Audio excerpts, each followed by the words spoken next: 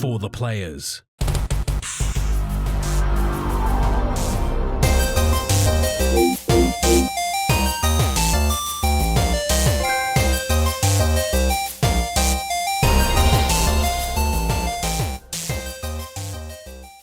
I'm Ryan Betson. I'm Max Cooper. And this is For the Players, the PopCulturists PlayStation Podcast. With over 40 years of playing PlayStation and 15 plus years in that games meeting. I'd like to thank you for joining us in this PlayStation conversation. This PlayStation conversation happens every Monday morning at 8 a.m. on podcast services, including Apple Podcasts and Spotify, and 9 a.m. on those YouTubes. If you'd like to join us in future, if you'd like to join in future conversations, you can. Holy shit! Just check out the links below: Facebook, Discord, Instagram, and X. Those aforementioned links are in the description below. If you want to join the conversation as it happens, head over to twitch.tv/thepopculturists, where you can watch us record this show live, where you can jump in the chat and become part of the show. If you want to support the show, you can. Tell your friends, tell your family about this PlayStation pod. If you're listening to us on podcast service, be sure to give us a 5-star rating and a written review. Watch us on YouTube, be sure to like, subscribe, and comment below. I endeavor to answer every single comment. And if you want to support us financially, you can at patreon.com/thepopculturist. I'm not going to plug the merch because there's not even a For the Players one on there anymore, because we keep getting copyright strike for using the symbols. But yeah, I'll make a new one eventually. It is post PAX life. I'm knackered. How are you post PAX, Max? I was knackered Friday. Saturday, I feel like I did nothing. I sat a lot of Saturday. Like, I sat in a panel that I thought you were in, but you weren't. And me and Phoebe just kind of. And then I left halfway through to go do something else. And then I sat in the classic game section playing video game. And then I sat further learning how to play Lorcana. And then I sat again doing something else. Because I did like almost 30,000 steps on the Friday. And then on the Saturday, I think I did like 18. It's still a butt ton of steps. It's a crazy amount of steps. And then obviously my wife was sick Sunday, so I couldn't come. She was fucking gnarly sick too. It sounds that way from what you said. Like migraine, like hurling, like big time. She had a migraine and a sinus infection, so from here to here was just completely clogged. Ugh. It's causing so much. Yeah, it's fucked. Yeah. So for me, for 3 days of paxing, my feet are still hurting. Like, so I ended up getting blisters on a toe on either side and my heel. That was rad. And then all the walking just blew out my calves, so they're all stiff. So like getting up is like an ache. I've been doing PAX for like what, 8 years at this point, 10 years, 2015. So 9 years. This is by far like the most I've hurt, and I think it was the choice of shoe, specifically. But I know there's benefits in other ways. Obviously, being thinner this year, like normally walking around trudging gets a little sweaty down in your parts because, as a bigger dude. And normally some years that gets pretty gnarly. But last couple of years, not at all. And I wore jeans 2 days this year. And normally that's just a fucking dumb decision. Nah. This year. Nailed it. Personal statement, but it's a big win for me in my books. But anyways, because of that, there's not a whole lot to talk about this week. News is pretty quiet. But the main thing we'll talk about is PAX Aus 2024. So, once again, as I mentioned, the 9th year in a row, including COVID, when I did some online panels during COVID, and we also did PAX Radio. We went back again as media, so we're kindly approved as with our media credentials. But this year got a little different, as we were also, both of us were there as special guests because we're on panels, etc. But we'll dive into the specifics. But Max, how did you feel about PAX overall? Because this is your third, fourth, third or fourth. It's my fourth total, but third is media. Yeah. So how'd you find it?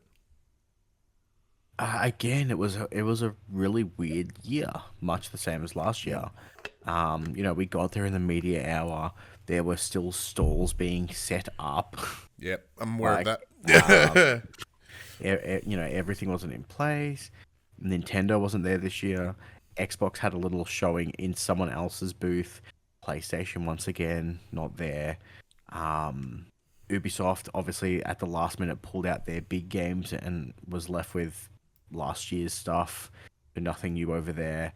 It felt just as busy as last year, but there was a little bit more floor space to work Mm. with.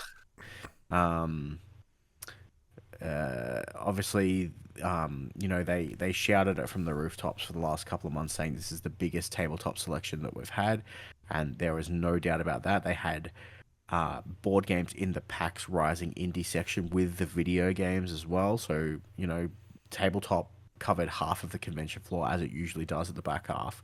And then it also encroached on the video game territory and went, we are important too, which was cool.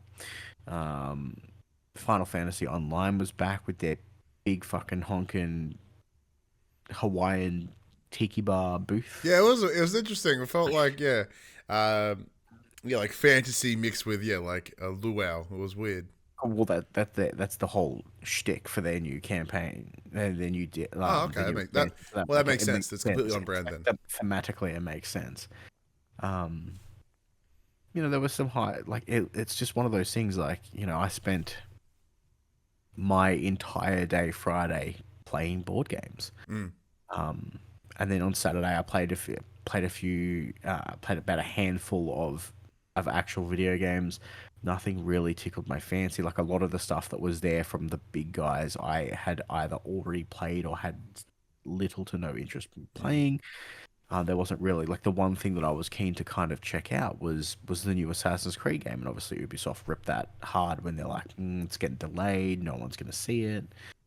So it was a weird one. Mm. It was cool catching up with everyone again. People who I had met only once briefly in passing last year, you know, flagged me down, stopped me, remembered who I was, which was a really cool feeling. I met the man, the myth, the legend himself. I stream sniped the shit out of Shuhei Yoshida and got a photo taken with him. Yeah. Because you're like PAX mate, and you sent a photo of you and Shuhei. And I'm like, I fucking know where that is, and I took off running Mm. and found him, snapped a photo. He complimented on my PlayStation t-shirt. I was very happy. He was very happy. We're all very happy. It was great. So yeah, it was a weird PAX. Obviously, as you mentioned, I got to participate in a panel, which was an experience.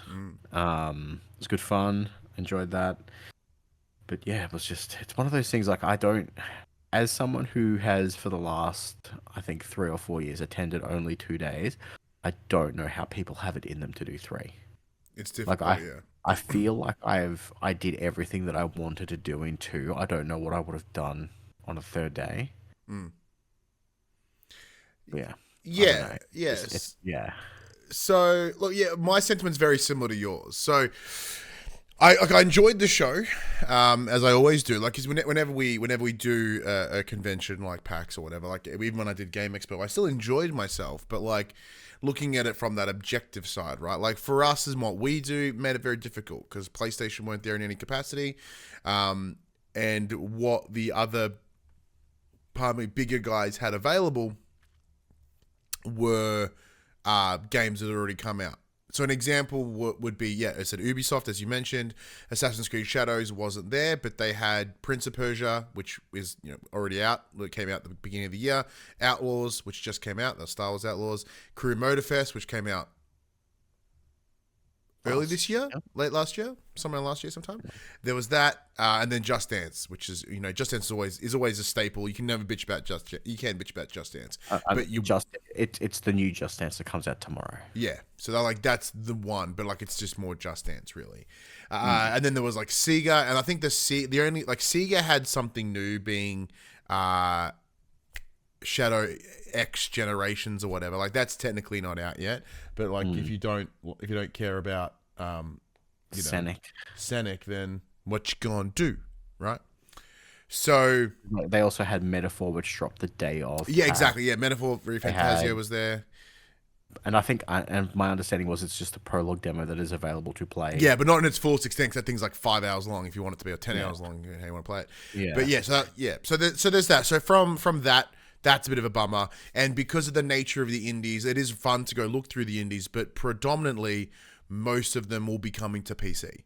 Like, if not, actually, all of them will be coming to PC. Very few of them will be coming to consoles, or they're so early or mid through development that they have no larger plans for console releases yet, except for Switch. Switch came up a lot because I think it's an easy platform to port your indie games to, which is a great thing. But yeah, as you mentioned, like we did a panel together, which was fantastic. So that was the I've discussed here a number of times the last couple of weeks, but that was the idea of the console war debate, but having the whatever brand you're aligned with, you fight for the other. So in this case, Max, you were on Team Green because you're a PlayStation creator, but you had to defend Xbox. I did put you in a losing battle. There was no way you were going to win, and you didn't. Or your team didn't. It wasn't just you. Oh, no, I definitely didn't. But it was one of those things where we all technically win. Like, yes, our team didn't lose, but our brand won. The other team, their team won, but their brand lost. So technically, we all won, which is a little sneaky little trick I put behind there. It was all part of the plan. But that was really, really fun. And we'll touch upon that a little bit later. Like, this is kind of general summaries and breaking into individual games, and then we'll talk about the panels and stuff. Because I do have some like overall thoughts about PAX and my experience with PAX over the last like 8 years. But that's probably me just doing a diatribe of some sort. So we'll touch and head into the games that we have played, the games that we checked out. So as you mentioned, like, it's 3 days. Like, what do I do with those 3 days? Well, the first day is socializing, scouting the space, finding the things that catch my interest. Then Saturday this year was two panels and dicking about in the park. So that took most of my day. And also, yeah, a bit more. And then I, went to some friends' panels to support them. Then home. And then Sunday was, I'm actually going to play some games now. And I took advantage of the quiet time and I just wandered around, had a look.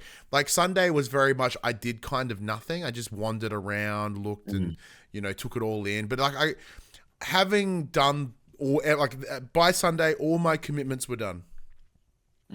Everything that I said I would do, I had done. So even as I was walking to the venue, granted my whole lower extremities were on fire.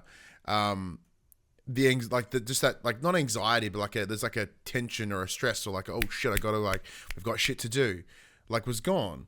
I'm like, oh well, I've done everything I needed. Like, just enjoy it. So like, there were some times where I just sat down, I just people watched for a little bit, and I went and I had to wander around and say, oh, what's that? Let's have a look at that. Okay, oh, that's cool. And then just kind of, it's a different way of experiencing PAX for me. But as you mentioned, Max, what we do when we're there to play games or try games. Now, I'll talk about this more a little bit later as I sort of do my summary. But as you mentioned, yeah, it's different these days. PAX is not at least for me, PAX isn't what it was 7 years ago, 8 years ago. Shit, even 3 years ago. Actually, no, it's about the same 3 years ago, pre-COVID, I should say. So there's less AAAs, less the big guys, even less AAs. Like, it's indie and maybe one big guy. That's it. So as a result, the games that we spent some time with, different in that space. I'll kick things off because probably the most AAA, AA game that I personally played, I went and checked out 2 Point Museum over at the Sega booth. Or technically, it's the 5-star publishing booth. I went to this game knowing full well that I was going to love it because I love the 2 Point games. I love the 2 Point studio. And I played it for about 5 minutes and I went, yep, thank you, bye. So unlike 2 Point Hospital or 2 Point Campus, which is all about, people come in and they disperse and they do the things and they leave, where Museum is intentionally creating an experience in that you come through the door and then you walk through and you pass your way out and then you leave. You know, it becomes that what's the word I'm looking for? Like a path, I guess, or like a funnel. Like you funnel people through it, so it's not as like sporadic comparatively. I quite like that because I like how that would work from a, you know, maintaining, like from a working within the game. Like how do you maintain these individuals' attention? You know, how do you can put like little donation things throughout the level so people can like boop as they get to the thing. You got to maintain the exhibits. Yeah, it's big tick. It's one of those things where I played it for like 3 minutes, but yeah, that's exactly what I wanted. Thanks. But I think that it brings up a bigger point. Like I played like what 5-6 games total, and even then, some of them I didn't even play. I just watched because I found that the experience that I would have with a game is different at home, and I know what I like and I know what I don't like. So I walk up to them like, I think I'll like this. I watch it and then I go, yeah, I like that. I'll play it when it becomes available. Because me playing it now, in unideal conditions, it's not a fair representation of the game, at least in my opinion.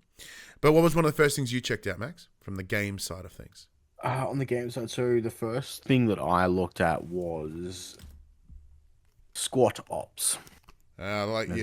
His nicely provided swag.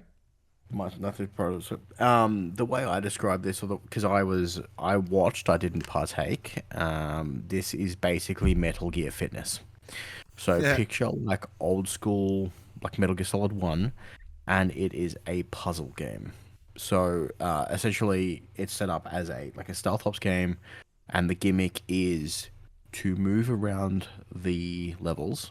You have to squat. So a squat will move you 2 spaces. A jump will roll you 3 spaces.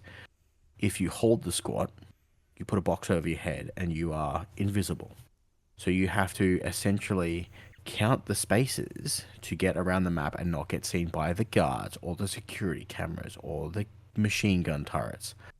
And there's a few caveats, like if you're 1 space from a corner and you dodge roll, it dodge rolls you to the corner. You don't get to move the full 3 spaces. You get to dodge to the corner. MGB does ask in the chat, is this a VR game? No, it's not a VR game. So they were showing it off on Switch. So you strap. So it's motion control instead. Okay. You strap the Joy-Con to your hand, to your leg. Sorry, so it feels the rotation as you squat down or jump. So very similar to fitness trainer or whatever. Okay. Wii Sports with the fucking soccer ball, anything like that. So I was talking to the designer, Adam. I asked him, how do you account for accessibility? And he's like, it has been troublesome. You can theoretically put it on your arm because it's just tracking the movement. He mentioned that he had used some machine learning and had managed to use Apple AirPods as a gyroscope. That's fantastic. And he managed to get it running on an iPhone. So by nodding your head as opposed to ducking, or squatting, you can play the game that way.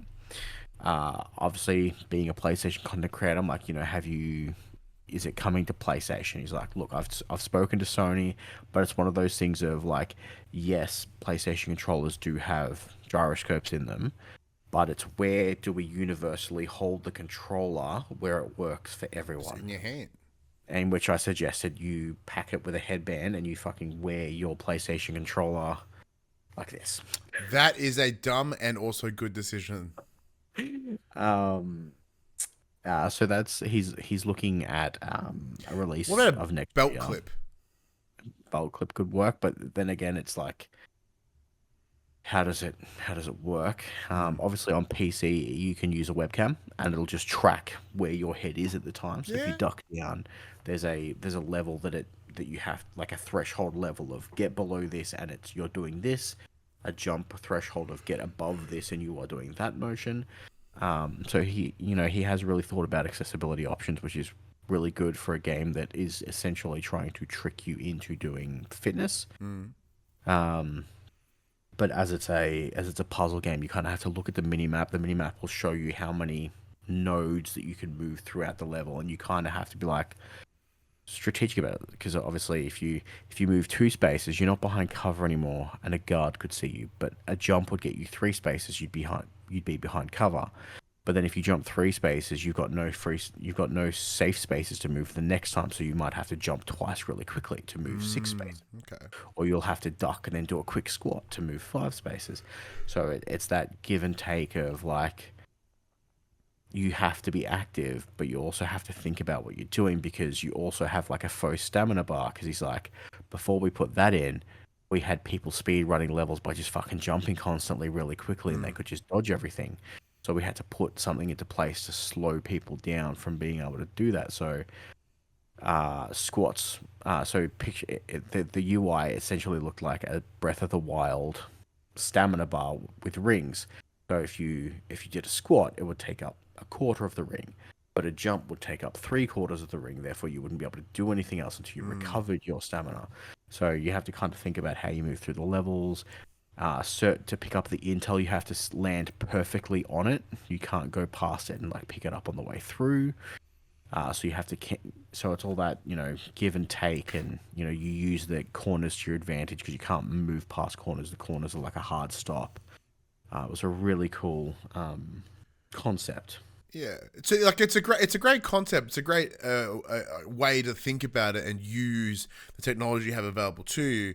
But just like the trouble that we have with things like this, any sort of gimmicked things like this, they do have a higher barrier entry, and will likely have a lesser success rate or a market penetration, just mostly because people are like, I just want to sit down and play my games. Like, not everyone's up and down and moving, but for those that want it, like, it's great.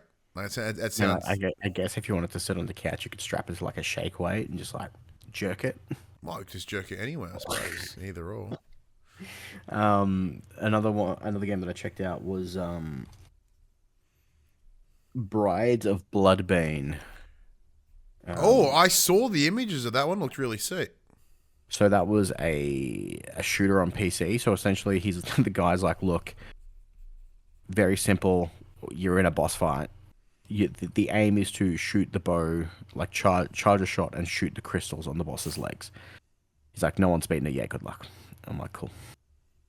I got 7 of the 8 crystals destroyed, and then I wasn't paying attention for like 2 seconds. I got fucking stood on, and you instantly die. If you get hit, you just die. Well, then I would hate this game. It sounds very much like a new game, though. It was fine. It was obviously very early in development. There was a bit of jank to like the charging of the bow. Sometimes just wouldn't charge. Dodge rolling was kind of weird. As a proof of concept, like, it seems cool. Essentially, if you run out of stamina to charge your bow, you kind of just melee attack things, and your stamina bar increases. And then you're able to shoot again. But yeah, very, very early. Like, yeah. I think I lasted about 5 minutes, and then it was kind of over.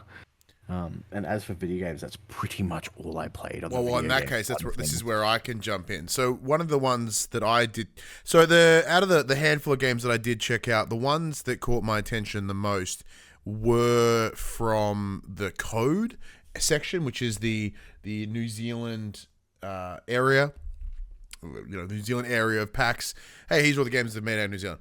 And they have like 6, 8, I think it's like 12 actually. It's like a good. It's about 8-ish minimum, 8 or 10. So there was one that caught my attention. Now, admittedly, this came recommended to me by Kieran of the Explosion Network.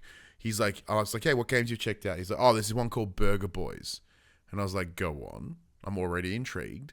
And they're like, yeah, it's a kind of like a cooking simulator game. I'm like, oh, you son of a bitch, I'm in. But it's a little different. So I went and checked it out. So it's very similar to a game that I weirdly adore called Cook Serve Delicious. So that game is it's a rapid like cooking game where someone will order something, you've got to like make it as quick as you possibly can. It's all a bunch of menus and a lot of dexterity required. Where this takes that principle of a customer coming to you asking for a specific order and you needing to make it. However, the difference here is there's no timer, there's no anxiety, there's no stress. It's very cozy, it's very chill, but there is also no recipes. So rather than, hey, this is exactly what I want, they'd be like, this is what I'm feeling like. So an example, someone would walk up and be like, hey, I would like a burger that is juicy, a little acidic, and at least 2 cheese slices. And then when you go into the categories as you're building this burger, like each item has, it gives it its ranking. It's all, there's no like number ranking. It's all like, a dash, an arrow, or 2 arrows, or 3. I think 3 was depending on like its intensity. So there were categories like, sweetness, sweet, sour, salty, acidic. Was that umami? Yep, umami's on there as well as like its juiciness and et cetera, et cetera. So, whether it's vegan and vegetarian, all those sort of things as well. So then as you're playing it, you're okay, well, this is what they've asked for. Let's try this. And then they will let you know, they'll go, ooh, it was juicy enough, but it wasn't acidic enough. And you only put 1 piece of cheese on it. So like, they don't like slam you. Like you still get the money, but I think it's just less money. And then you get a star rating, and then they'll, different people would come in, and eventually they might come back and ask for the same order or a different order, and you get to sort of learn more about that. So what I got a kick out of that was exactly that, like having to sort of decipher what they're asking for and learn the metrics of very acidic would be, as an example, or very juicy or little. That part was fun. Even though I don't work there anymore, my brain did go to it thinking about my old job, working in like games as therapy for neurodiverse kids. Because I think like this game has the ability to help people understand the nuances of conversation.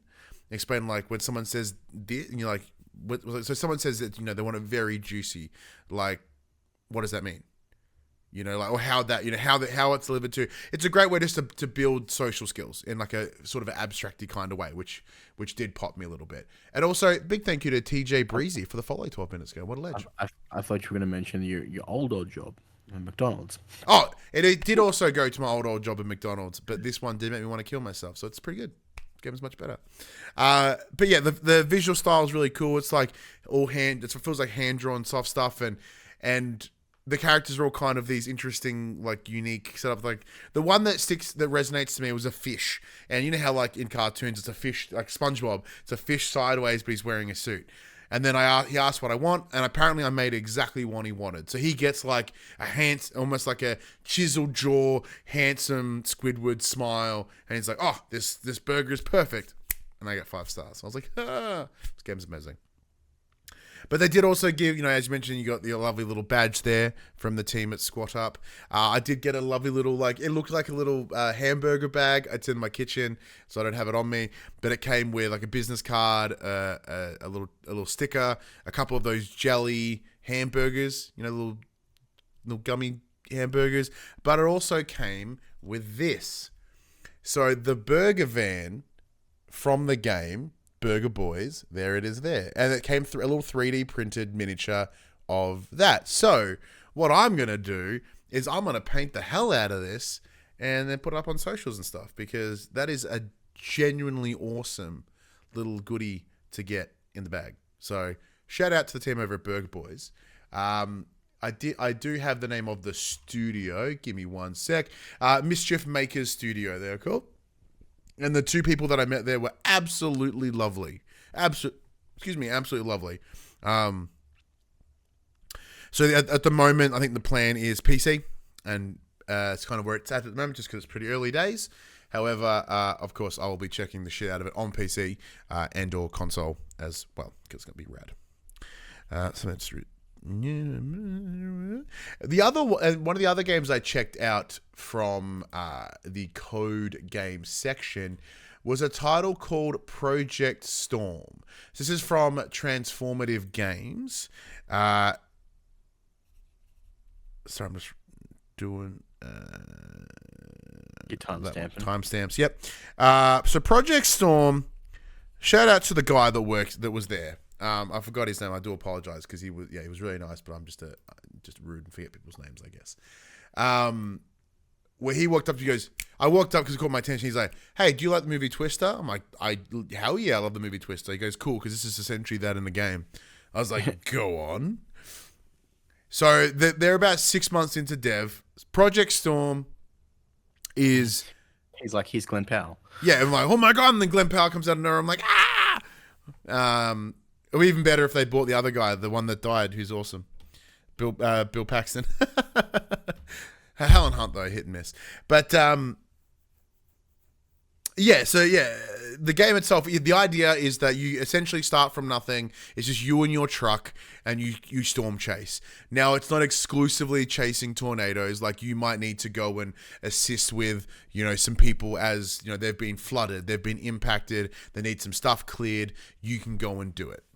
And then as you go, you build up your truck, you get it more powerful, you get better lights, it's heavier, it's better to withstand the mud or whatever.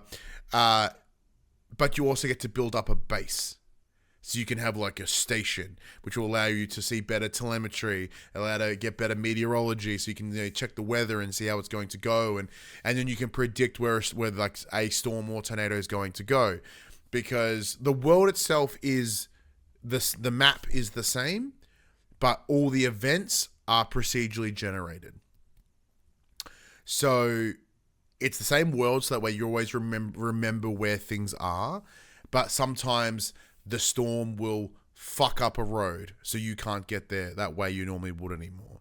Or, the flood, like with all the rain, the lake has gotten bigger or something. It's kind of what they were explaining to me. So you go do what you got to do and find ways to, and there's different, so it's co-op. I think you said it was 2-player co-op is the idea at the time, but it's also single player. There are various roles, which would be like medic, which is obviously going and like helping people and getting them. Crimson, hey man, what's going on? That's a name I've not seen in the chats for a while. How you doing? So that was, look, the fact that it's essentially like a soft arcadey sim, big thumbs up from me. And then on top of that, I get to go do a bunch of cool shit like chasing storms. Big win. Love it. I get to have a base and build it up. Love it. Everything about it tickles my fancy. Downside, as I said, it's only 6 months in dev, so it's not going to come out till about 2026. What did you find? What did you just get your giggles? Oh, dude. So, you know how I mentioned the Pokemon leak earlier today? Oh, yeah. So apparently Typhlosion is currently trending on Twitter. Oh, no. Like the final evolution for the Fire Starter and Gold Silver. Yeah. Apparently in the files that they found, there's like really weird fucking Nintendo written lore of a Typhlosion kidnapping a woman, gaslighting her, and then making her give birth to a half human, half Pokemon child. Okay. Game freak, am I right? Oh, absolutely.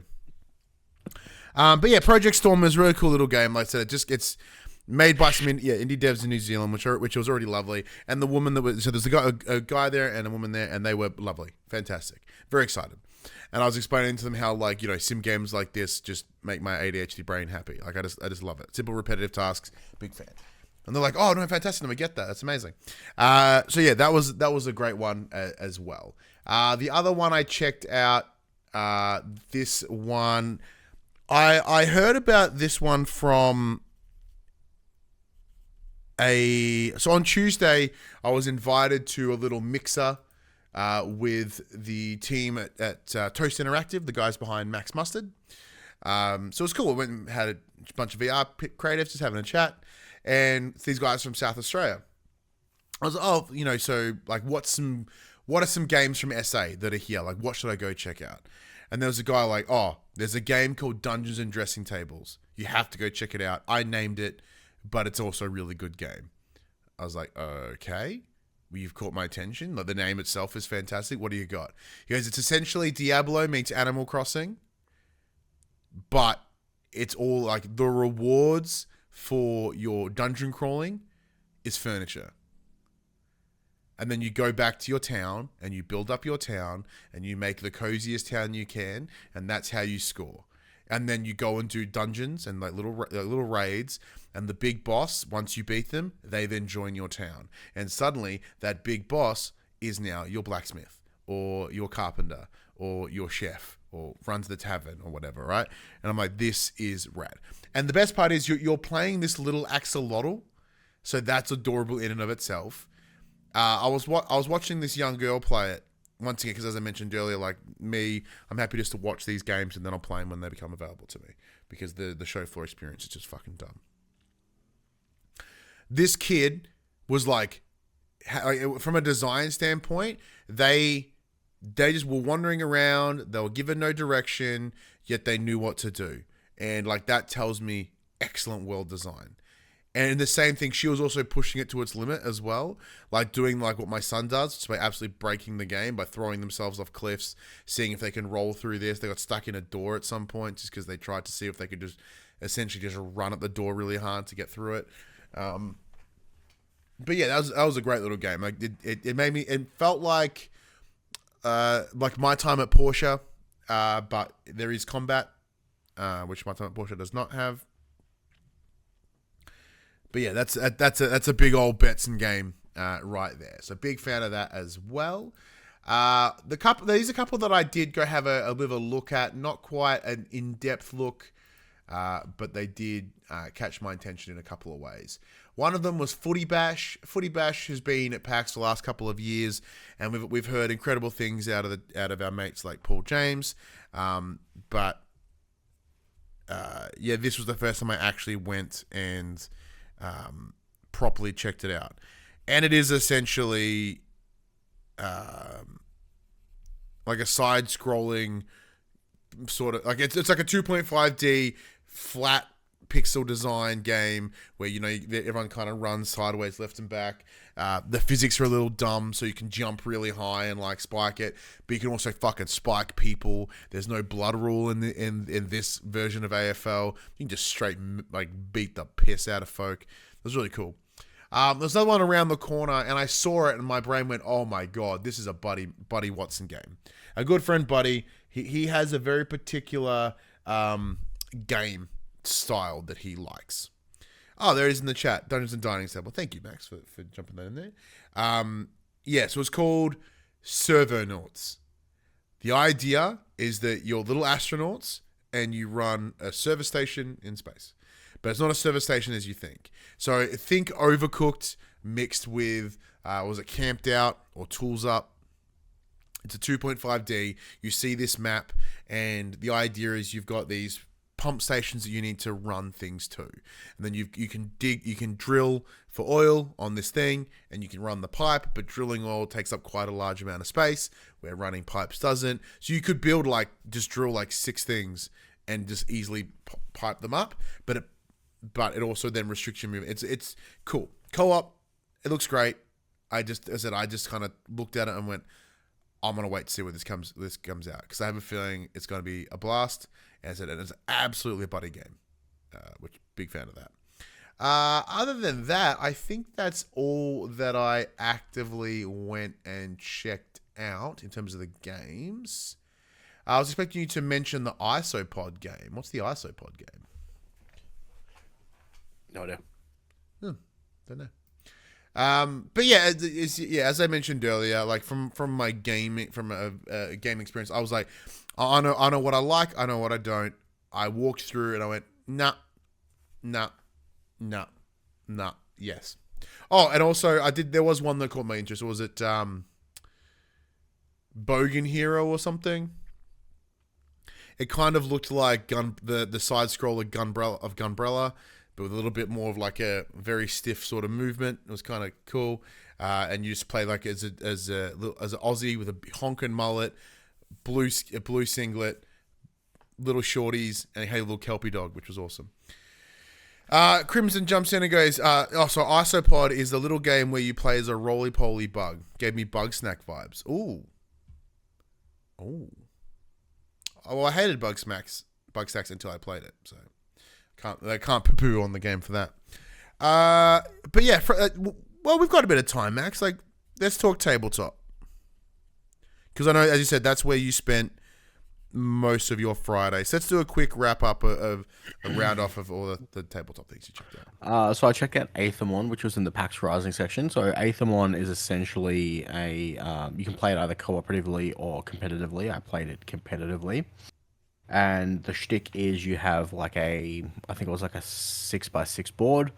And you can move as many spaces as you want, but you can only move like a rook in chess. So up and down or left and right, that's it. And The correct term is castle, but go ahead. Yeah, no, rook is the correct term, motherfucker. And you're essentially trying to collect they're Pokemon. They're fake Pokemon. That's why it's called Aethermon. And each Aethermon is worth a point, either 1, 2, or 3. And if you collect the entire evolutionary line, you get double points. The game ends when you land on an empty space twice in a row. So, like, if I land on an empty space and then my opponent lands on an empty space, the game ends. At the start of the game, you get given two, I think they called them relics, and they were essentially gave you, like, bonuses. The ones that I got were switch any two Aethermon on the board at the end of your turn. Just swap two places. And my other one was fly to any one spot. Instead of moving that turn, go to any one cost. Or like 1 point. My opponent got moved diagonally, which changed the whole game. You can only use them once though, and the other one was kind of useless. So that was fun, very straightforward, very easy to pick up. It was just move, collect, move, collect. Very simple, very easy. The artwork was pretty cool. They essentially looked like fake Pokemon. Crimson brought up a good one in the chat, which was chess variant. I didn't stop and check it out, but it was essentially chess, but that you could merge pieces. Called Chess Plus. Chess Plus, yeah. That looks sick. I just like the idea of because getting my head around chess generally would be fun, and then it's like now you got to rethink it. I'm like, I'm not smart enough for that. Yeah, it's Chess Plus. I walked past it a few times, but look at it. Yeah, you can fuse the two pieces, and they kind of gain their movement. So like, picture a queen and a knight being able to just move in any way they want, which was cool. Another game I checked out was called Typewriter. So essentially, it plays like Scrabble, but you don't have a board. So you start with you're essentially trying to make a typewriter. So you start with 4 keys. You have to make a word from the tiles that are provided to you. There is a communal set of 4 tiles that are always in play, and a communal set of vowels. You only get 1 vowel at a time. If you make a 9-letter word, you get to keep the vowel, and then no one else can use it, and you go to the next vowel. And essentially, it's a victory point game, so you try and make the words as big as you can. You go up the point track of your typewriter, and when you've reached a point that you're happy with, you can push the typewriter back, and you gain the points, and you can bank a letter, and that's how you start getting points. So each letter, like in Scrabble, each letter is worth a set amount of points, and then at the end of the game, most points win. But there is we played the short version, which is 6 rounds. And there's a card that's flipped at the start of each turn, which applies rules to the game for that turn. So it might be any word that is worth less than 5 points is automatically worth 7 points. Or if you create a word that has 7 or more points, gain a bonus 5 points on top of that. Or something like that. And essentially, you're just trying to make as many words trying to make the biggest words you can each turn, and bank as many points as you can. Nice. Really, really fun game. Very, very simple. Very easy to play. We played it with 4 people, just like competitively 4 people. The guy who was teaching us the game won out of nowhere. It was pretty close though. It was 13, 13, 14, 15. So It was like neck and neck the whole game, which was cool. Yeah, I did come in midway through that, and it was all right. I was like, I don't know what the hell's going on, but yeah, very, very easy to pick up and play. One of the other games we looked at was, I can't for the life of me remember what it was called. Maybe you can remember. But it was a Where's Wally murder mystery. Oh, I don't remember what it was called, but it was cool. It was yeah, so cool. essentially you get like a town map, and it only comes with 16, like you can only play it 16 times because there's only 16 like murders or mysteries to solve. And once you've solved them, you kind of know where everything is. But the one that they demoed for us was a man had been murdered. So it shows you where the guy is, and then you have to find him around the map. So you kind of like, what's the motive? Why did he get killed? Was it the hot chips one? No, it was the bag of money. Ah, okay, yeah, interesting. So for us, the one that we were shown was one called Hot Chips. So he points to the dead body, and there's a guy. He's down, and he's got like what do you notice around him? Like, well, he's dropped his chips. All right, well, where can you get chips? So okay, we follow the path and we see where these chips are. I'm like, oh, there's the chips. All right, and then then we once again, then you find like, oh, you see he's being tailed. You're, oh shit, okay, hang on. So the guy tailing him has like a bowler hat and a jacket. Okay, so you're looking for the map and you find, because once the where's Wally, you're seeing where they are, and you go, all right, walking backwards, cool. Hey, the guy had a backpack at some point. Where's the backpack? And then you trace it, and you go back to the apartment, and you realize that he had a bag full of money. And like the guy, it's the same one. Yeah, and then the guy, you're like, well, then how did they know about the bag of money? You look up, turns out the guy lived next door on the 3rd floor, and there he is looking down. Like, all right, well, where is he now? Then you start following him. It's a cool little principle, right? It was a total of 5 sets, I think. Like, as in terms of the base set had 16. Oh, no, I mean, like, there's like sets, as in, like, boxes. There were 5, and then I was, like, 16, and then, like, a bonus or expansion, yeah. Yeah, so it looked really cool, but, yeah, we didn't pick it up for the reasons you mentioned. Like, you play it once and you're done. Like, and I was like, oh, that's kind of a bummer. But I thought it would be a fun one for James, but maybe not. It's a bummer. But the one that we did both check out, the only board game that I really sat down and messed with, and that was Disney's Lorcana. Now, there's Max with his shiny Kristoff promo card for playing. Lorcana's been in my interest for a little while, and mostly because I'm still on the hunt for a TCG, or a collectible TCG, one that would make me want to go and collect the cards for fun. And, Magic's a good one for that, but as of right now, there's not a property that Magic offer, like an IP, I should say, that Magic have that makes me want to actively go seek them out. Well, I showed Hadley that card, and she's like, "Do they have an Elsa card? Is there Anna cards?" There is Elsa and Anna cards. I'm like, yeah, probably. Yeah, because they were the set that I used. Yeah. And she's like, "Can we get them, please?" And I said, "Maybe."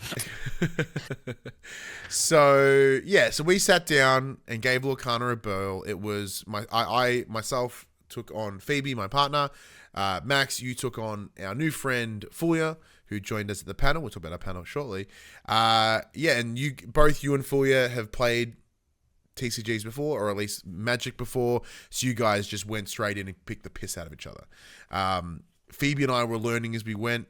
I really liked what it was. Like, I didn't grab it straight away. Like, I was like, okay, well, I'm getting the understanding of what we're doing, what we're feeling. All right, so it's a mix of attacking each other while also trying to go on this little quest. And I think it's first to get to wherever.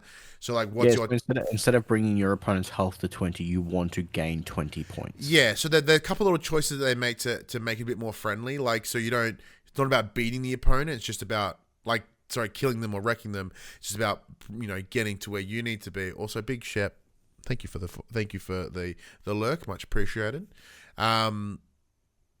Yes, so there's that. Or even when you take on cards, you don't kill them, you don't discard them, you don't destroy them, you banish them, right? Like, it's the fun play on words that comes with the games. So I said I was getting it. Because I'm, from my understanding, Max, it is very similar to Magic in a lot of ways. Yeah, so the only real difference is... So, sorry, for context. So you have like the ink well, which is essentially where you build up your combat points. What I was about to get to. So essentially... Oh, my apologies. I thought that was like a Magic thing. Sorry. Instead of having resource cards like islands, swamps, forests in Magic, you have ink. Oh, so to gain ink... I don't know how well you'll be able to see it for those looking at home. There's a cost up in the top corner of it. There it goes. Focus. Thank you. It has a border. So that's a straight border. So that card can't be inked. So you have to sacrifice cards from your hand. You can do it once per turn to gain ink. And then you use those ink to pay the summoning costs of the creatures. So it's that give and take of like... because you have to sack a card every time. Like the ink is permanent. Like once you've inked something, it stays in that ink well. It can be is tapped and untapped at the start of each turn. But you have to sacrifice a card in order to play a card. Or in some cases, you have to sacrifice multiple cards. We played with the beginner boxes, so there are cards missing. So that we we'll play in the beginning, but they actively took cards out. So like we bought it, we would have had extra cards, but they intentionally culled some to make it a quicker. So we essentially only got to play with hero cards. So we had no action cards, we had no location cards, and we had no song cards. So it felt really unbalanced because there were no like board wipes. There was no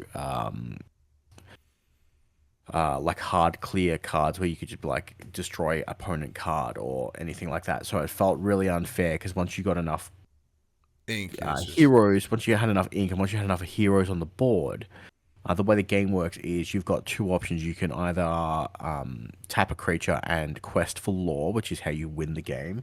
So each character, again, for those who are watching the video, in the corner here at the bottom, once it grabs focus again, you'll see those three little symbols. Shift it a little bit to your right. There you go. Yep. Now it lost focus again. There's little markers there. Yeah. But there's little markers to denote how much lore a character can get whilst questing, and essentially, first to 20 wins. Once a character is exhausted or tapped, the opponent may quest for lore, or they can challenge you, which means they attack each other. So strength against defense, and vice versa. So at one point, I had 5 heroes on the board, and my opponent had 1. So I would quest with 4 and attack with 1, and there was no way that she could ever possibly catch up to me because she had no way to cycle cards. Like she couldn't get any more cards in her hand because we were missing important cards. There was no draw mechanics for her to draw extra cards, and it felt very one-sided. So hopefully that's fixed when you're playing with like all the cards at your disposal. But for a learning experience, it was very simplistic, very straightforward. It's just your turns are over very quickly. You literally draw a card, you decide whether or not you want to ink or not, and then you go questing. So even if you want to play passively, if you've got more heroes on the board, you can just quest. Yeah. And they'll never catch up. Yeah. Saying that though, like I did still really enjoy it personally. I liked the beginnings of it. I was playing going, ooh, hang on, this looks intriguing. Like I like where this is going. We didn't end up buying the pack because I was in the hope of like, you know, Phoebe might be intrigued. She's like, yeah, this looks interesting. I'll check it out. I think I regret not doing it because I think I could teach Hadley how to play pretty easily. Yeah. That was the thing because I was like, and I think she would get a kick out of like. I think she'd get a kick out of it. Absolutely, and that would be the difference. Where like the set that I was using it did have a lot of like Frozen, and that movie with the dragon looking thing in it. What the hell is that? Raya and the something. Yeah, the something in that one. Where Phoebe was using like a deck that had a lot of Aladdin in it, so I was like, oh shit, I care about that. So like. My desire to find a collectible trading card game with an IP that I care about, I don't think Lorcana is it. However, I did still enjoy playing it, which is dangerous, knowing that if there's a Magic the Gathering that ever tackles my interest, I'll probably want to buy it and play it. But Phoebe was absolutely correct. She's like, you can't buy it because I know you and you'll buy it and then be like, oh, but we don't have all the things, and then you'll want to buy them all.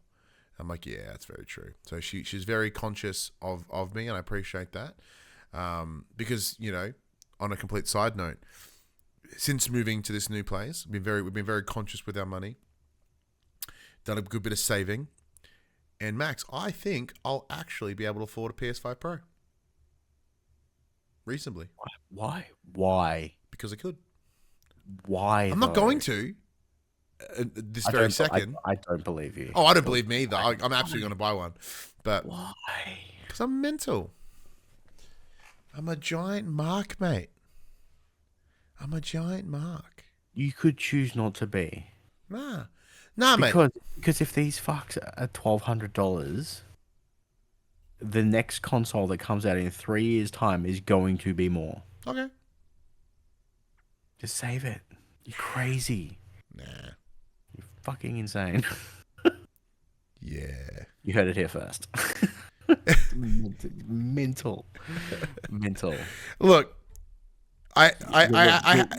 You'll have bought and paid for 3 PS5s and only have 1.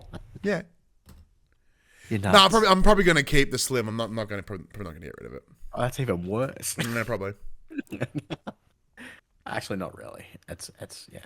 Because that's the other thing. Because in Phoebe's little nook in her little lounge room, she's like, her TV blows. Like, it sucks. And I was like, I could just move the Slim down to your room, except your TV sucks, so I'm not going to do it. She's like, well, we're both saved up a bit. Like, I use that TV every day. Like, maybe I should get a new TV. Like, maybe you should get a new TV. I'd probably condone her buying a new TV before me getting a Pro. But look, mate, Max, Don't tell me you're on your fucking insanity, mate. No, I'm worried about insanity. No, what I'm saying is, like, now that we've talked about all the games, like, we went and did a panel where we got to go and you're like, oh, why the hell would you buy a PS5 Pro? I'm like, mate, I built an entire fucking panel around the idea of how much I love PlayStation. All right, so it was absolutely a thing. So we've talked about the premise of the panel as it is like before, but Max, this is your first time like getting up on a stage and doing it. Like, how was it for you? Now because Max came in clutch. Because Paul James was originally booked to come in, but his wife's a bit unwell, become some surgery complications, etc. So he wasn't able to commit to it. So Max came in and fucking did a real good job. It felt like this is not a knock on anyone, but it felt like there was a little bit of mixed messaging as to what was going on. No, absolutely. Yeah. No, I experienced that during it. And yeah, so there was the I super didn't want to start the show. So I very much like bouncing off other people, which is why I like our dynamic so much. I got to go first, which sucked. I was told that we were all going to stand up and do our bit. I was the only one who did. Go me. We gave him the option. Once we realized that, because the original stage plan was like podium in the middle with the tables. If that could be achieved, successful. But we went there, they're like, no, everything's where it is. I'm like, okay, cool. Yeah. So it was fine. For the life of me, I'm terrible with names. The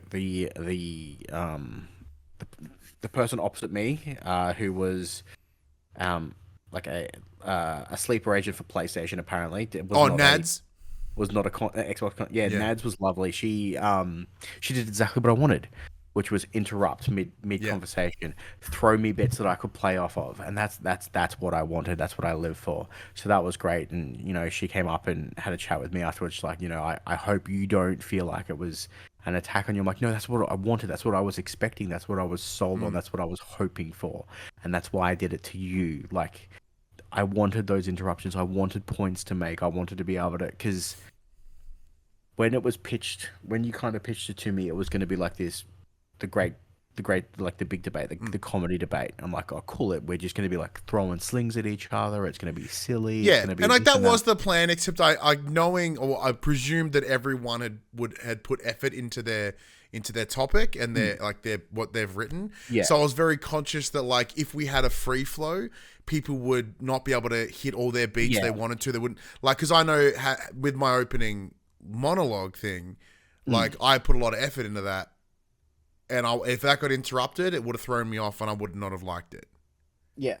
So, hence the rebuttal. The rebuttal was free. The idea of the rebuttal moment was just fucking beat up on each other. But let everyone get their stuff in, then kick the shit out of each other. Because when you and Doom got up, and Doom was like, "Oh, but this is round 1's topic. This is round 2's topic. Round 3's topic," and we all, as a collective, like me, Ash, and Fira, went, okay, this is because I had the same thing because and we all looked at each other like, oh, okay, this is our stuff does not fit into these categories. Exactly. Hence why I very quickly, because like that was never the agreement. The agreement was that we would all have individual topics, And we would try line them up where we could, but they're individual topics because, like the internet, we all have our own weird hills to stand on. So we start fucking fighting. So that was absolute miscommunication between Doom and I. And I'm still glad I did it. I'm grateful for the opportunity. It was great fun. By the end of it, it kind of got down to that silliness that I think a lot of us were expecting it to be. At one point, our opponents got up and did some fucking brilliant slam poetry. Yeah, he got up. He got up to the podium. He got up to the podium and did his bit, which was awesome. Way more people in attendance than I think any of us thought. Absolutely. Yeah. Oh man. But I had a blast. I really did. I had a blast. Hindsight being 2020, had I known what was going to go down, I would have full on bought notes and done everything. But I had a blast, and I hope everyone else on the panel had fun. There was a lot of laughter. There was a lot of silly, snide remarks about mainly over money.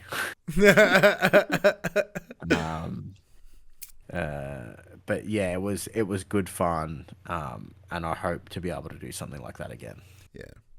Yeah, no, it was really, really cool because like I've done panels in the past. So I did one during COVID. I did mental health as gaming for mental health. That was great. I'd done some silly collaborative panels in the past where I just got and play games like it's as part of the old the AGPN, the Australian Gaming Podcast Network. So we did that. That was cool. But yeah, this was the one that was like from my idea X amount of years ago to fruition. And it's one of those things that this idea is dated. Like the topic in question was a lot closer back then, and now there's no real. Yeah, because the idea being of the console debate, like when I thought of the idea in 2019, like the console war was very different. Like they were kind of neck and neck and clashing.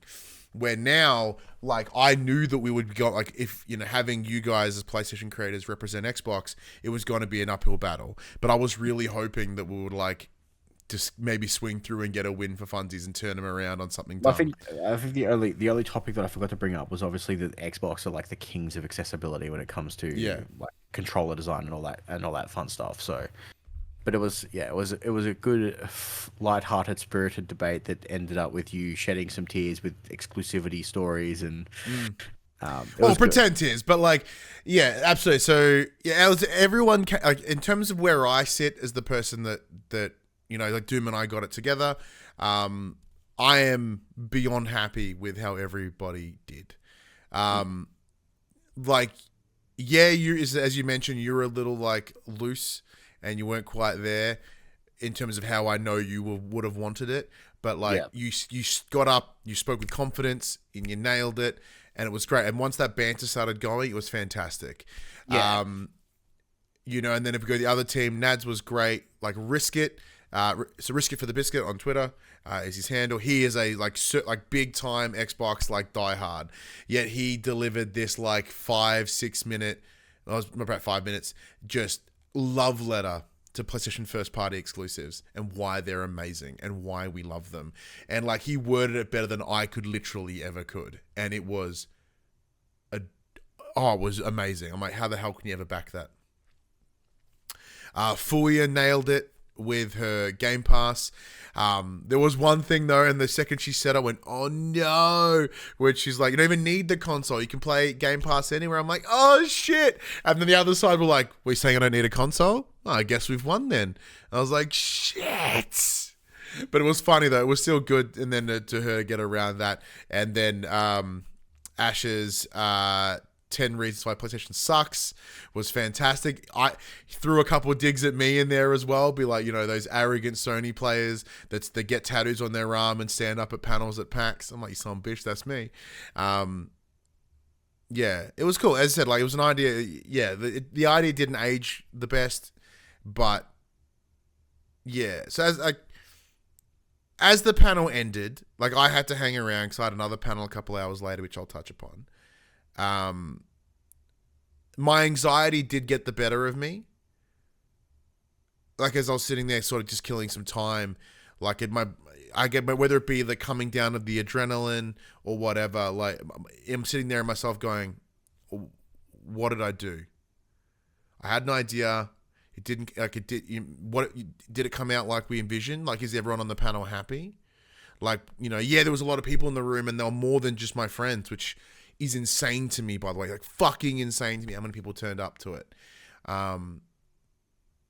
Yeah, and I just do what my brain does, what it normally does. I was like, I waste everybody's time. It's a dumb idea. It didn't come together. I fucked up.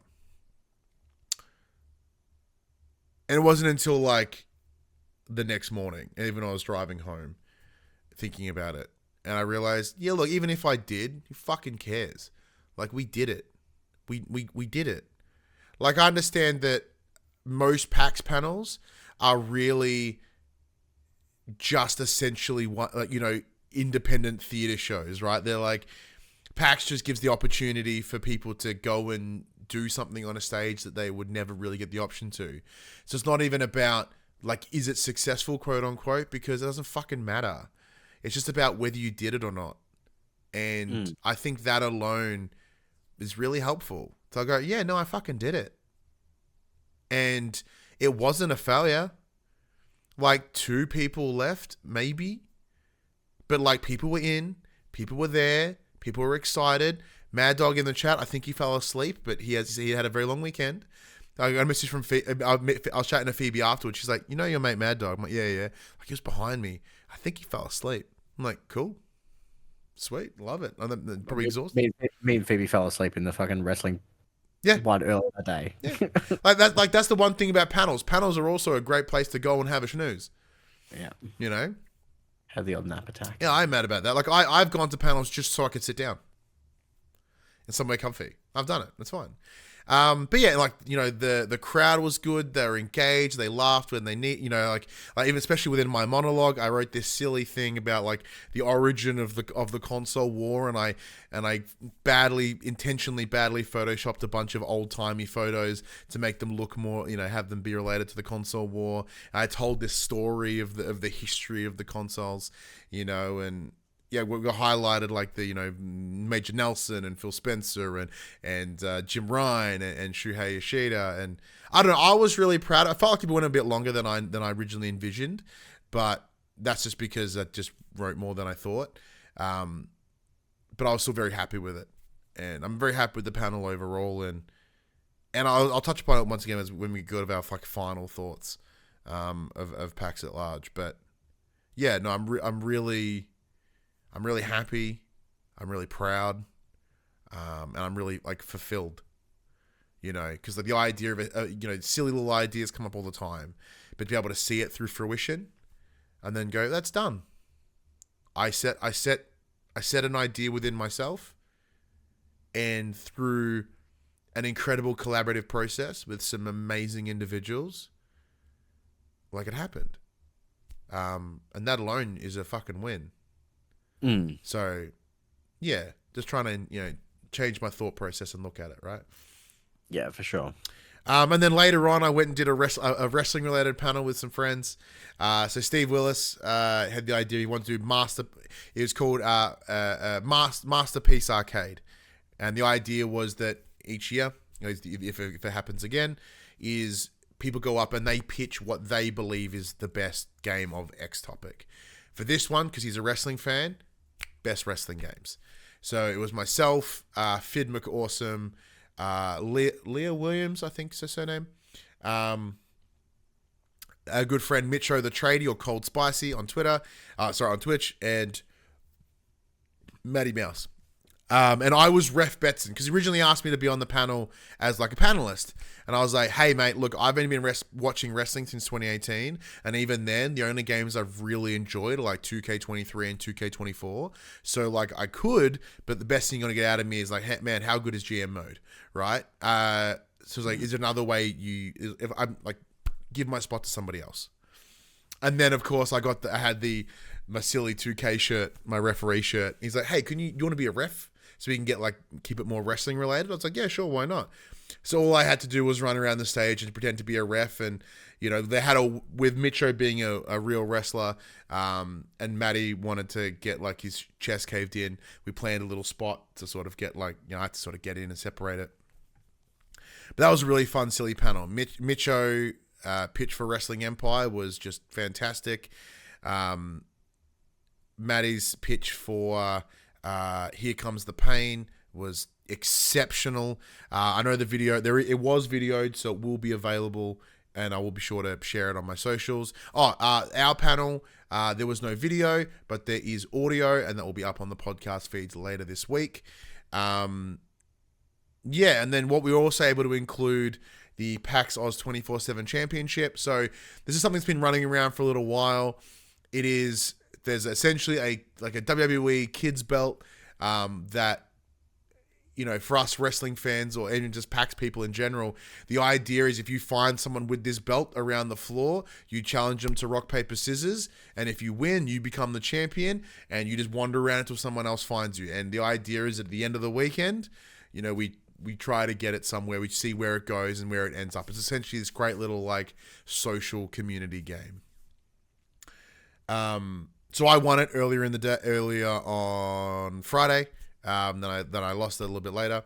And then Saturday, our good friend Noel picked it up, and knowing that we were only a couple hours away from the panel, he was like, we were trying to work out how can we get it to the panel. He's like, well, I'm going to vacate the title. I'll give it to you. You take it to the panel, and you can put it on the line as the winner of the debate. Done. Easy. So we did that. So I got to ref like a couple of matches, which was awesome. So Mitcho won, as we raised the belt above his head and knew someone in the crowd who I believe is like a knows Mitcho as a mate, part of his community, whatever. Then we just hear this, "Oi, Mitcho, I challenge you." And we're like, who the hell's this guy? Like, oh, yeah, bring it. He stands up. He's like 6'9". He's a unit. Gets up, kicks the chair because he was in the second row, boots the first chair out of the way, goes up, challenges Mitcho, and wins. Becomes champion. Mitcho was champion for about 45 seconds. It was buck all. And it was awesome. Like, that alone was just itself just a stack of fun. And speaking of being silly ref, though, Mad Dog hit me up and go, hey, you got that ref shirt of yours? I'm like, yeah. So can you come do something for us around 2:00? I was like, yeah, sure, why not? So this is when I bailed from the panel. We went and saw our mates for WrestleBrania, which is a wrestling games based trivia show. So I had to scoot. I was like, peace. I'm like, you guys were there because you thought I was involved in that one, which would have been awesome, but I wasn't. Legged it, went out, and essentially ASAP Joey, who's a gentleman I've met once or twice before, but I didn't know his name until I saw him. I was like, oh yeah, shit, yeah, I know you. And he knew me, which was, once again, bizarre. So they did a charity stream, and if they raised X amount, they were going to put someone through a table at PAX. So here's Mitcho and I, obviously Mitcho being a wrestler, myself working in wrestling, different capacities. Like, I've gimmicked a few tables in my time. Mitcho's gone through many tables in his time. So we're like, all right, what are we going to do here?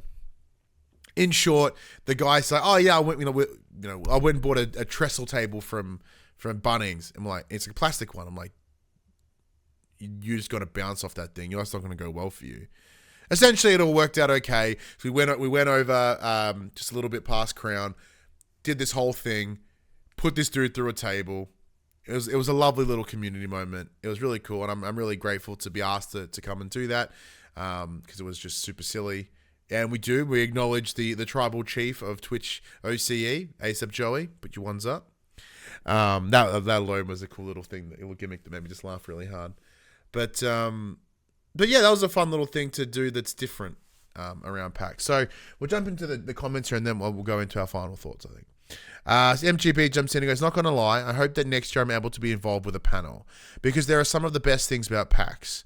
I saw one about content creators with disabilities and it was amazing. Had a great time learning about all that stuff.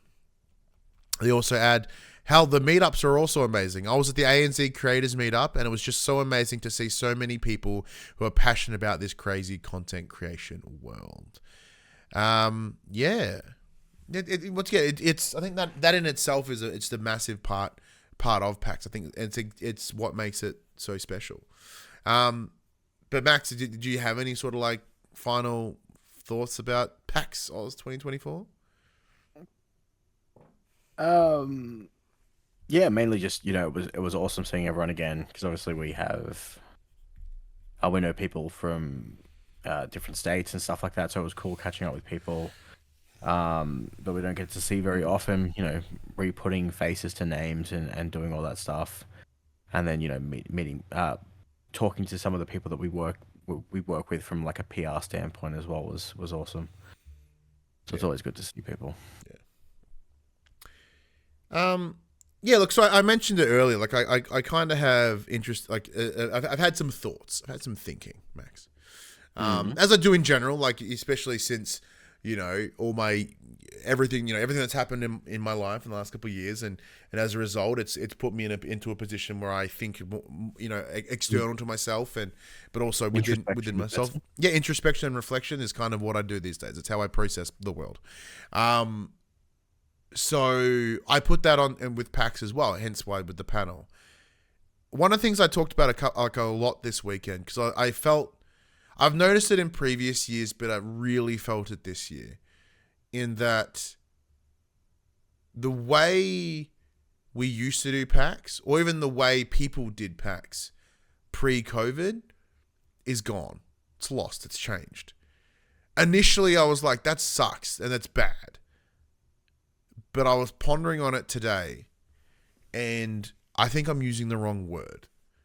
PAX hasn't changed. PAX has evolved. And I think we, as people, and the industry has evolved along with it.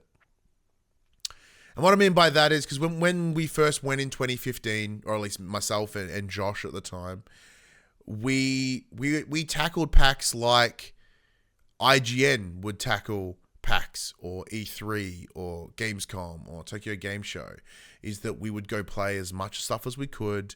We would make videos about each thing we did outside the booth, and we would talk piece to camera and talk about the game and our experience. Over time, with the loss of all the bigger studios and developers there, that has become less and less obtainable. And each of the indies are tougher to make that content around because they're so early in dev. Who knows when they'll come out? Who knows what they'll even be? So like that format is different. It's no longer useful. It's no longer relevant. So it's forcing me to rethink how we do PAX. Because I know there was a point on the weekend you're like, we've not filmed anything. And I'm like, yeah. And a lot of that it's a mix of conscious thought and circumstance. So with us doing the panels and stuff this year, our special guest passes, superseded, quote unquote, like our media badges. Like we did everything. We did exactly what was asked of us and exactly what was required of us, and we delivered. So I had this pressure originally in me of like, we're not doing enough videos. We're not doing our media side. Spoilers, this is it. Right? Like by talking, like it's been an hour and 15. Like we're just talking about PAX. And this, and we were on socials, we were sharing, or like that is the scope of media now, because we don't write. Like we're old media in a new media format, and we always have been. So it's us doing that way, right? And by thinking about that, yeah, I'm like, for myself, like I have evolved since 2015. And it's been like, I've been thinking about that too, and how that has worked, where I started off as like scared and nervous and just wanting to emulate what other people were doing. I'm now at a point where I'm not trying to be other people at PAX. I get to be me. And that in itself is amazing. Like I got to go to these panels and be me. As you mentioned, we walked around and we saw people that we see only ever so often. And they talk to us as us. Not about the content that we make, but they can talk to us as us. Even like, you know, some of our, you know, our colleagues, friends that work in the games PR space, whether it be Con from Square, like he yelled at you and essentially got you to come chat to him, you know. Yeah, that was awesome. Like that's lovely, and because Con's interesting. He's a lovely dude, but he's got like a real dry kind of like interesting humor. Because like all my emails to him are like, "Hey, Max wants to play this game." Like I don't want to fucking play it. It's all Max. So there's kind of this running joke that like, "Hey, anytime there's something that we don't ask for, he's like, hey, Max might like this." He's never like, "You might like this." It's like, "Hey, Max will get a kick out of this." So like that's always a chuckle, and I always find like what's that line between working friendly because we're PR, you know, we're beneficial, and then just being kind and friendly. Yeah. And like I think because we don't have big numbers, we don't do anything amazing, like we have a very strong small non-vocal community. There's like a lot of people that listen to the show. Like we do get literally hundreds of downloads a week, but we don't hear from many of them, and that's fine. I'd love to hear from all of them, but I can't because that's not how podcasts work. So, you know, they don't have to be nice to us. They don't have to give a shit. So to have moments where we get to be friendly and like know that we have this respected professional relationship, because like Con, I respect the fuck out of Con. I respect Mikey, who I haven't seen since I was fucking 40 kilos heavier, and it was at EB Expo in 2016 or 17 where he crammed a thing to my face to pump farts up my nose for South Park: The Fractured But Whole. So that was lovely. And then, you know, Charlotte from EA, who I only ever, like, we bumped into each other at Borderlands thing the other month. You know, it was good to chat with her here, and she's always just so lovely, and, you know, it's just so cool. And I love that. Like, I understand that, you know, it's difficult when people work in PR and marketing, like, they're paid to be nice to you. But not everyone's nice. So it's like, it's okay, cool. For me, it's just saying I appreciate that. And then I always appreciate anyone that came up and said hi, like people that we podcasted with in the past, or listeners, like we did. So shout out to Adrian. So I was sitting down near the Drop Bear Theatre. I was catching up with Doom Cutie. She just pissed off to the bathroom, and I was just sitting there on my phone. And the guy walks up and goes, "Hey, Ryan." I'm like, "Oh, hey, man." And like I didn't click who he was straight away. And he's like, "Oh, hey, I'm like, my name's Adrian." I'm like, "Oh, man." He's like, "Yeah, I'm listening to your show," and blah blah blah. And we had a great chat. And because I put up on Twitter, I was like, "Hey, look, I come say hi. If you know me, come say hi, because I will be distracted and I'll be in my own world. I essentially assume that no one knows who I am, and not that I expect to be a known individual, but it's just like I don't expect. I'm not going to know anyone. I'm not going to see anyone that I know. So if you know me, come say hi. I'd love to, I'm a social person. I'd love to talk to you." So I really appreciate him taking the time to have a chat, because, you know, he commented on like, you know, he's a father as well. So like hearing how we integrate gaming with our kids it's a big thing for him, because he's got twins that were 6 and an eldest that was 9. I think I might have got the ages wrong. So he kind of sees it for a little bit differently from us too, which is really fun. But yeah, it's interesting because like as you mentioned and I've highlighted, like I don't need to be someone of notoriety. Just not something that I need. I like the feeling that I get when I realize I'm not entirely a nobody. Like I've been doing this long enough, and I've been involved in enough little things. Like even when I went and did that stuff with ASAP Joey, he's like, "Oh, hey man," like because he knew me because we've crossed paths before, and like I obviously left some, like I think it's impact, right? Like I don't need to be known, notorious, but I like to know that I have left a positive impact on people, or I've done something to help elevate somebody else. Yeah.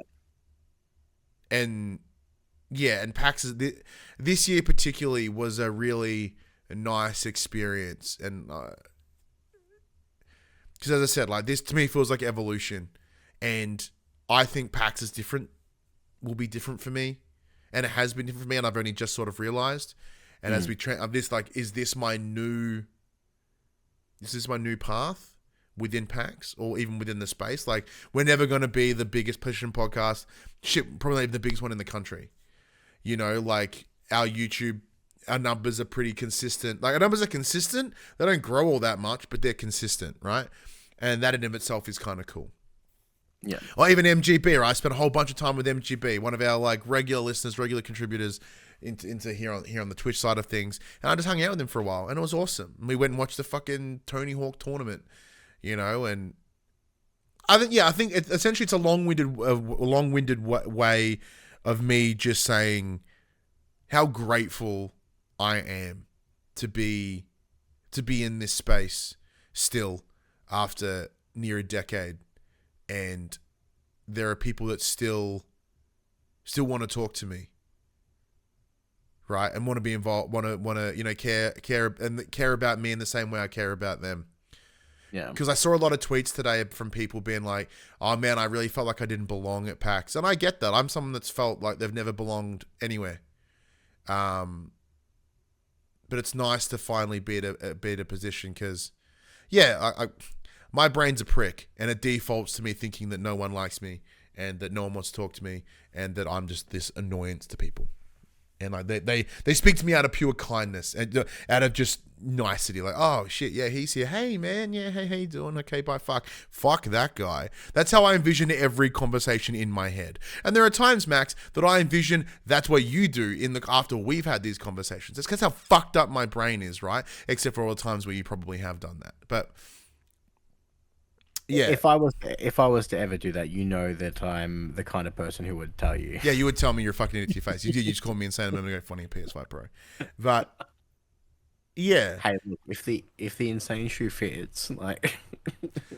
But yeah, look, for whatever reason, if any of my friends, and I do consider you all friends, whether you do me or not, I don't know. That's up to you. But any of them that do listen to this, or if they have, like. Fucking just thank you. Yeah, thank you.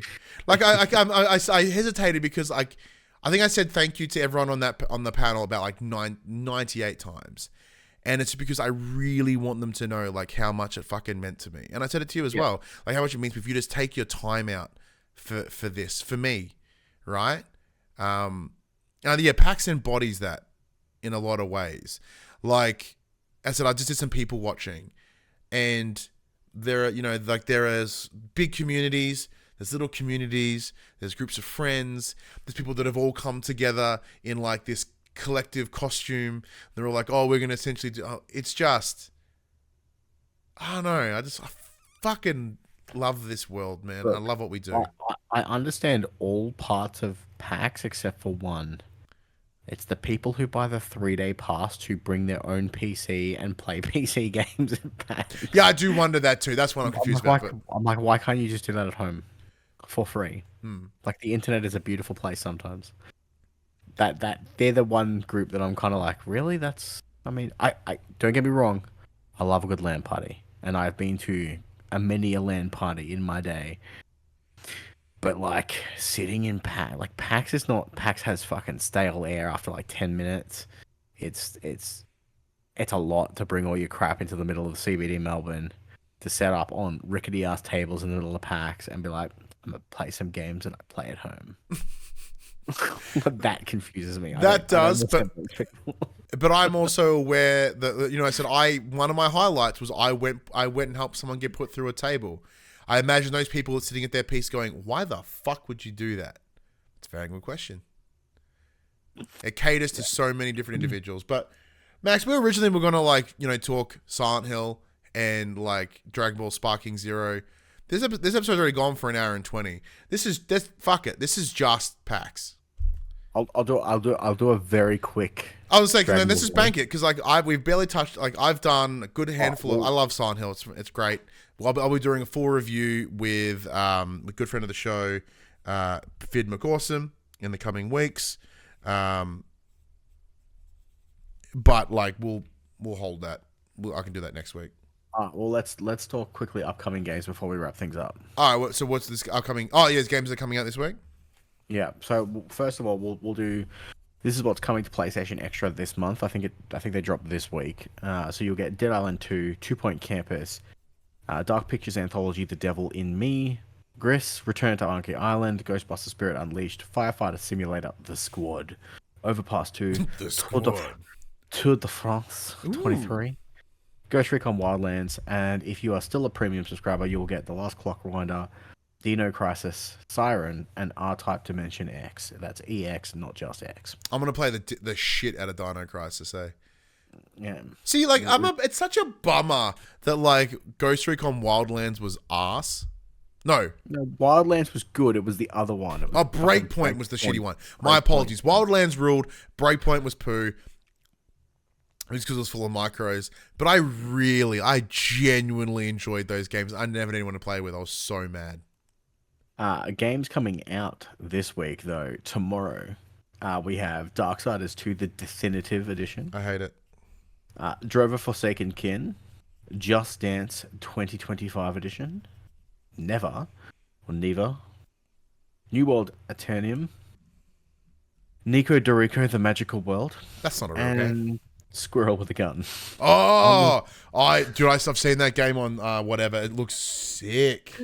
On the 16th of October, we have 8-Bit Adventures 2 and Purpose 1951. On the 17th of October, we have A Quiet Place, The Road Ahead, Anomaly Agent, Arizona Sunshine Remake, Arsene Lupin, Once a Thief, Blazing Strike. Arsene Lupin, isn't that guy from Harry Potter? That's Remus Lupin, but close.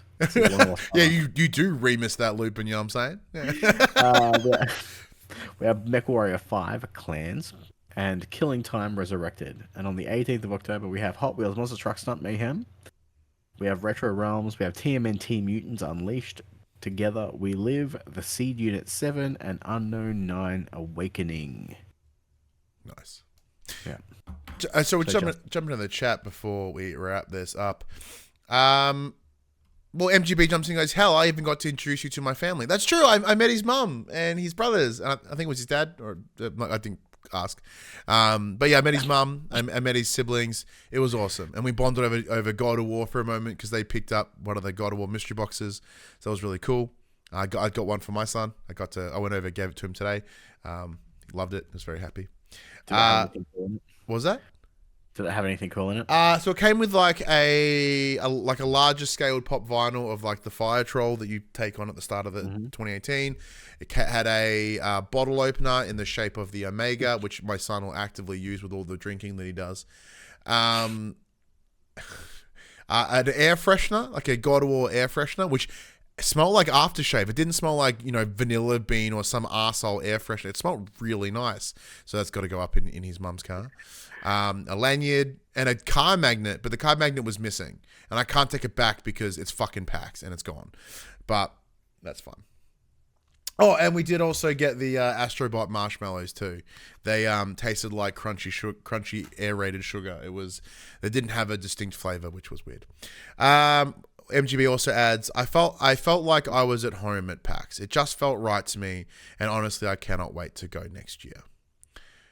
Thank you too, guys. You guys have been, this is to both of us. You guys have been massive supporters of what I do, and this year it just felt so special. You guys mean so much to me. And right back at you, MGB. Like, it's one of those things. I'm super bummed that I didn't run into you. Like, I literally spent all day Friday just being a fucking cave troll in the tabletop section. He did. I found him by accident. Like, I didn't even go looking for him. He's like, he's just like playing typewriter or whatever. I was just fucking dice gobbling out there. Yeah. But yeah. Oh, before we end the show, you may have look. Check this out. I've added more lights. Bam. Except ignore this one. There's not one there. But my lovely partner, Phoebe, had gifted me some of these little LED light doohickeys from Kmart for Father's Day. I think it was, and then I bought more. So like I can now individually light the squares because I noticed that like. Back in the old studio with the old studio lighting, like it lit everything kind of evenly, and then the LEDs kind of gave it a pop because it's a lot more darker in here because I've only got the two spotlights rather than the big studios. I noticed that these dark got real dark real quick. And I was like, well, I've got this whole background. I should probably bring attention to it. So I've made them all equally matching purple. It's awesome. I'm very happy with it. Except one of the lights fell down and totally conked the living shit out of fucking Kratos. But he looks fine. He's taken worse. He's all good. It's good times. But anyway, Max, that does bring us to the end of the show. So yeah, big thank you to everyone for not just listening to the show, if you have, but also, you know, PAX and everything. It's been a lovely year, you know, in terms of a lovely year of PAX, and I don't know. I like my more optimistic look at the world, and I just get to be, you know, grateful and thankful and happy, and I don't know. I like my brain these days, Max. It's pretty good. Let's get out of here. Let's. Alrighty, everybody. You know the drill. This PlayStation conversation happens every Monday morning at 8 a.m. on podcast services, including Apple Podcasts and Spotify, and 9 a.m. on those YouTubes. If you'd like to join us in future conversations, you can come and check out our socials: Facebook, Discord, Instagram, and X. All of those links can be found in the description below. If you want to join the conversation as it happens, head over to twitch.tv/thepopculturists, where you can watch us record this show live, where you can jump in the chat and become part of the show. If you want to support the show, you can tell your friends, tell your family about this PlayStation Pod. If you're listening to us on podcast service, be sure to give us a 5-star rating and a written review. Watch us on YouTube. Be sure to like, subscribe, comment below. I endeavor to answer every single comment. And if you want to support us financially, you can by heading over to patreon.com/thepopculturists. But until next week, I'm Ryan Betson. I'm Max Cooper. And that was for the players. MGB says, love you guys always. Aw. Mwah. Love you too. Especially you, Max. Love you long time. Yeah.